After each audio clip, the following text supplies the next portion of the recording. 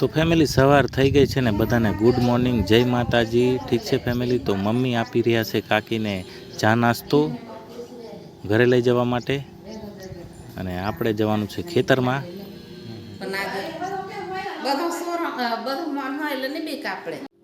તો ફેમિલી કાકી ગયા તો ખેતરમાં, તો આપણે પણ જઈએ ગાયો બાજુ. ને આ છે વાસેડો, જોઈ શકો છો, આ છે વાસેડો અને પેલી સામે છે ગાયો છે આપણી.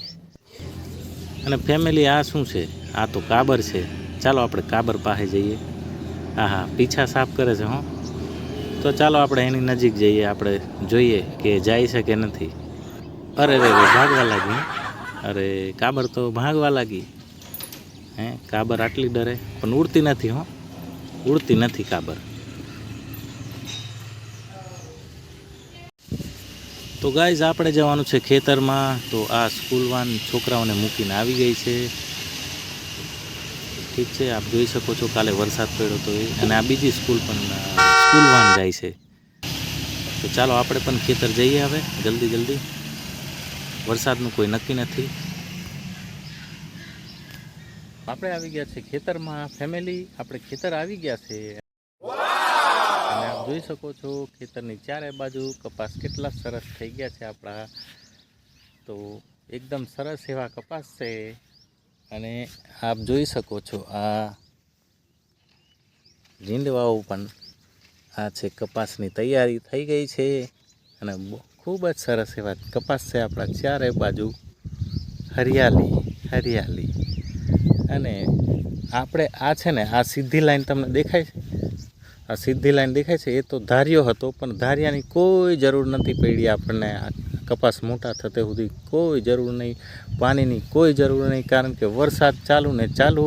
અને અત્યારે પણ તમે 11 વાગ્યા છે, પણ ઉપર તમે જોઈ શકો છો કે સૂરજ દાદા આપણા કોઈ બાજુ ચારે બાજુ દેખાતા નથી અને કાળા વાદળો હંમેશા માટે છવાયેલા રહે છે. તો મિત્રો આપ જોઈ શકો છો કે પાણીની કોઈ જરૂર પડી નથી આપણે કપાસને, એક પણ પાણીની જરૂર પડી નથી. અને એટલામાં આવડા મોટા કપાસ થઈ ગયા છે ને ટાઈમે ટાઈમે વરસાદ પડતો રહ્યો છે, એટલે સરસ એવી ખેતી થઈ ગઈ છે. ને હવે આપણે આશા રાખીએ કે વધારે નુકસાન નહીં કરે, તો આપણો કપાસ એકદમ રેડી મસ્ત મજાના થઈ જશે અને કોઈ નુકસાન પણ નહીં થાય. તો ચોમાસું એમને હવે શાંતિથી પતી જવું જોઈએ અને કોઈ નુકસાની નહીં કરે. તો હવે કપાસ આપણા એકદમ રેડી થઈ જવાના છે. તો જોઈ શકો છો. તો ફેમિલી અત્યારે આપણે આવ્યા છે ચાર લેવા માટે, કારણ કે ગાયો માટે ચાર લઈ જવું પડે ઘરે, એટલે ચાર લેવા આવ્યો છું હું.